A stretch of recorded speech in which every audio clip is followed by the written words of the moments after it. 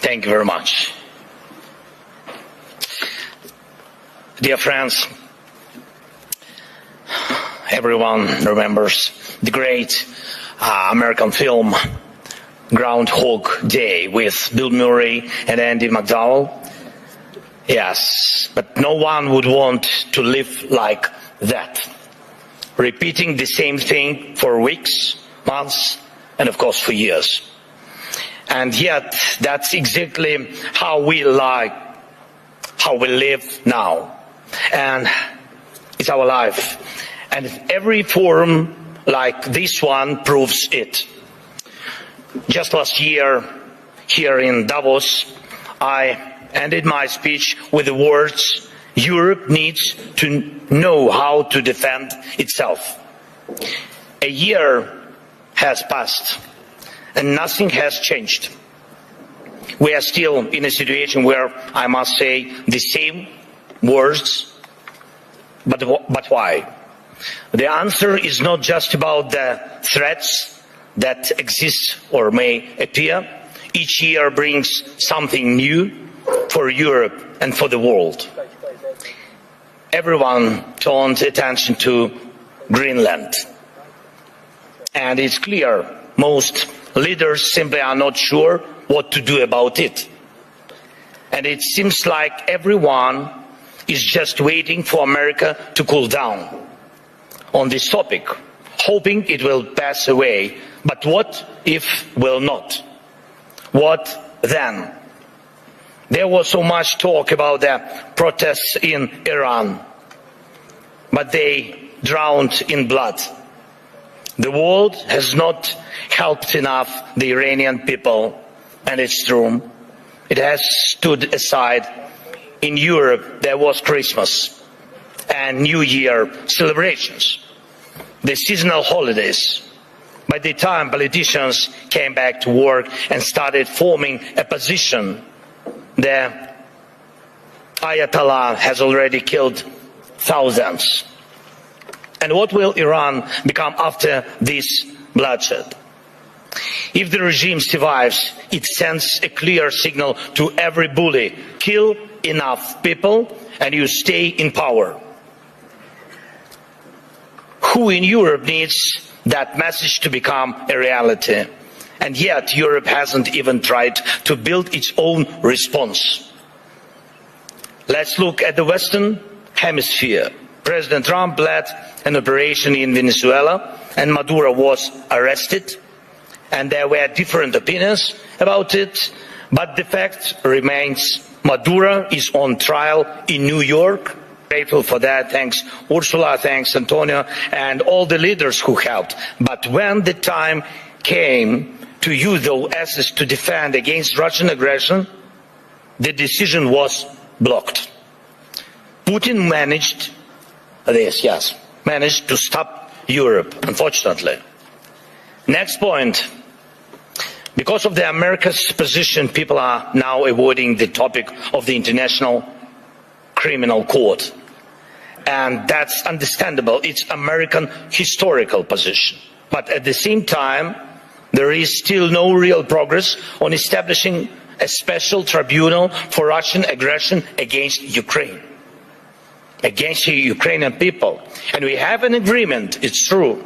Many meetings have taken place, but still Europe hasn't reached even the point of having a home for the tribunal with staff and actual work happening inside. What's missing? Time or political will. Too often in Europe, something else is always more urgent than justice. Right now, we are working actively with partners on security guarantees, and I'm grateful for that, but those are for after the war ends. And again, everyone is very positive, but, always but the backstop of President Trump is needed. And again, no security guarantees work without the US. But what about the ceasefire itself? Who can help make it happen? Europe loves to discuss the future, but avoids taking action today, action that defines what kind of future we will have. That is the problem. Why can't President Trump stop tankers from the Strait of Fleet and seize oil, but Europe doesn't? Russian oil is being transported right along European shores. That oil funds the war against Ukraine. That oil helps destabilize Europe. So Russian oil must be stopped and confiscated and sold for Europe's benefit. Why not? If Putin has no money, there is no war for Europe. If Europe has money, then it can protect its people. Right now, those tankers are making money for Putin, and that means Russia continues to push its sick agenda. Next point. I've said it before and I'll repeat it again. Europe needs united armed forces that can truly defend Europe. Today, Europe relies only on the belief that if danger comes, NATO will act. But no one has really seen the alliance in action. If Putin decides to take Lithuania or strike Poland, who will respond? Who will respond? Right now, NATO exists thanks to belief that the United States will act, that it will not stand aside and will help. But what if it doesn't? Believe me, this question is everywhere in the minds of every European leader, and some try to get closer to President Trump, it's true. Some wait hoping the problem will disappear. Some have started acting, investing in weapons production and etc., building partnerships, getting public support for higher defense spending. But let's remember, until America pressured Europe to spend more on defense, most countries were not even trying to reach 5% of GDP, the minimum needed to ensure security. Europe needs to know how to defend itself. As for Iran, everyone is waiting to see what America will do. And the world offers nothing, Europe offers nothing, and does not want to enter this issue as a supporter of the Iranian people and the democracy they need. But when you refuse to help the people fighting for freedom, the consequences return, and they are always negative. Belarus in 2020 is the example. No one helped their people, and now Russian Oreshnik missiles are deployed in Belarus within range of most European capitals. That would not have happened if the Belarusian people had won in 2020. And we have told our European partners multiple times, act now. Act now against those missiles in Belarus. Missiles are never just decoration. But Europe still remains in Greenland mode. Maybe someday someone will do something. The issue of Russian oil is the same. It's good that many sanctions exist. Russian oil is getting cheaper, but the flow has not stopped. And Russian companies that fund Putin's war machine are still working. And that will not change without more sanctions. And we are grateful for all the pressure put on the aggressor. But let's be honest, Europe must do more so its sanctions block enemies as effectively as American sanctions. Why is that important? Because if Europe is not seen as a global force, if its actions don't scare bad actors, then Europe will always be reacting, catching up with new dangers and attacks. We all see that the forces trying to destroy Europe do not face a single day. They operate freely, even operate inside Europe. Every victor who lives off European money while trying to sell out European interests deserves a smack upside the head. And here in Europe, we are advised not to mention tomahawks. Not to mention tomahawks to the Americans, not to spoil the mood. And we are told not to bring up Taurus missiles. When the subject is Turkey, diplomats say don't offend Greece. When it's Greece, they say be careful with Turkey. In Europe, there are endless internal arguments and things left unsaid that stop Europe from uniting and speaking honestly enough to find real solutions. And too often, Europeans turn against each other, leaders, parties, movements, and communities, instead of standing together to stop Russia, which brings the same destruction to everyone.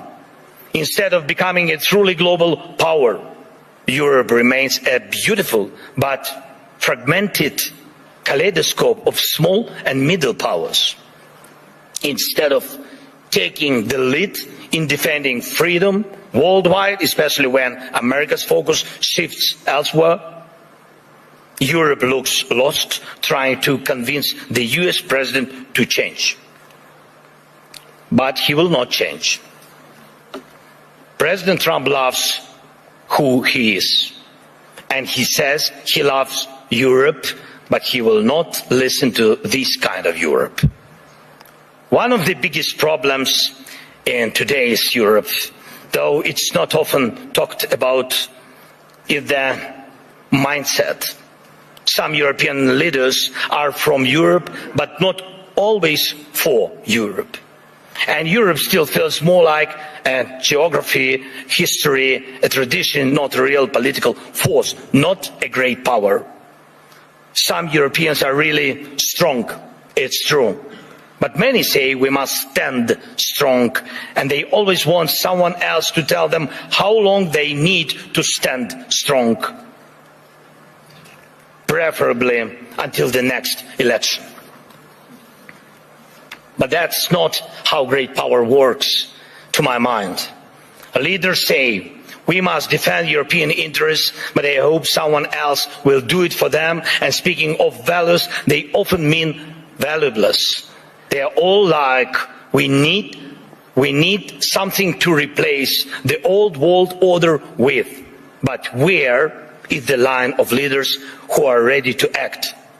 Act now, on land, in the air, at the sea, to build a new global order. You can't build the new world order out of words. Only actions create real order. Today, America has launched the Board of Peace. Ukraine was invited, so was Russia, Belarus, though the war hasn't stopped. And there is not even a ceasefire. And you have seen who joined. Everyone had their reasons. But here is the thing. Europe hasn't even formed a united position on the American idea. Maybe tonight, when the European Council meets, they will decide something. But the documents were already signed this morning, and tonight they might also finally decide something on Greenland. But last night, Mark Rutte had spoken to President Trump. Thank you, Mark, for your productiveness. America is already changing its position, but nobody knows exactly how. So things move faster than we. Things move faster than Europe. And how can Europe keep up? Dear friends, we should not degrade ourselves to secondary roles, not when we have a chance to be a great power together. We should not accept that Europe is just a salad of small and middle powers seasoned with enemies of Europe. When united, we are truly invincible. And Europe can and must be a global force. Not one that reacts late, but one that defines the future. that would help everyone from the Middle East to every other region in the world, that would help Europe itself, because the challenges we face now are challenges to the European way of life, where people matter, where nations matter. Europe can help build a better world. Europe must build a better world, and a world without war, of course. But for that, Europe needs strength. For that, we must act together and act in time. And most of all, we must have the courage to act. And we are actively working to reach solutions, real solutions. Today, we met with President Trump, and our teams are working almost every day. It's not simple. The documents aimed at ending this war are nearly ready, and that really matters. Ukraine is working with full honesty and determination, and that brings results, and Russia must become ready to finish this war, to stop this aggression, Russian war against us. So the pressure must be strong enough, and the support for Ukraine must grow even stronger. Our previous meetings with President of the United States brought us air defense missiles, and thanks Europeans, they helped also. And today we also spoke about the protecting the skies, which means protecting lives, of course. And I hope America will continue to stand with us. And Europe must be strong. And Ukraine is ready to help with anything needed to guarantee peace and prevent destruction. We are ready to help others become stronger than they are now. We are ready to be part of a Europe that truly matters, a Europe of real power, great power. Today we need that power to protect our own independence, but you need Ukraine's independence too, because tomorrow you may have to defend your way of life. And when Ukraine is with you, no one will wipe their feet on you, and you will always have a way to act, and act in time. This is very important. Act in time. Dear friends, today is one of the last days of Davos, though definitely not the last Davos, of course. And everyone agrees on that. Many people believe that somehow things will work out on their own. But we cannot rely on somehow. For real security, faith is not enough. Faith in a partner, in a lucky turn of events. No intellectual discussions are capable of stopping wars. We need action. World order comes from action, and we just need the courage to act. Without action now, there is no tomorrow. Let's end this Groundhog Day. And yes, it's possible. Thank you. Slava Ukraini.